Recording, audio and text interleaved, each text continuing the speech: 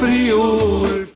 Eccoci qua, ciao a tutti, dal Mago Deda e da Berto. Ecco, siamo io e Berto e oggi alla prima puntata ti insegniamo una parola in friulano, giusto? Giusto, ecco, e siamo anche vestiti belli friulani, oggi cambiamo delle Friuli.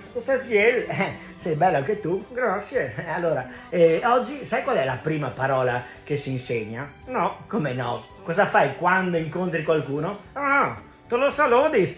Lo saluti e cosa gli dici? Nandi! Ecco, gli dici proprio mandi. Tu sai cosa vuol dire mandi?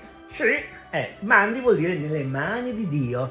Giusto? Giusto. Bravo. E perché ti augura una buona giornata, ti augura un buon proseguimento ed è proprio così, perché la lingua friulana è davvero speciale. Sì.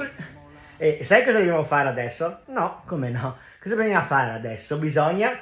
Dongio, ma come andare a mangiare? Ma no, ma cosa hai fame? Dobbiamo dire la parola per salutare. Ah, sei pronto? Vai. Nandi, mandi a tutti, mandi a prossime puntate. No, no.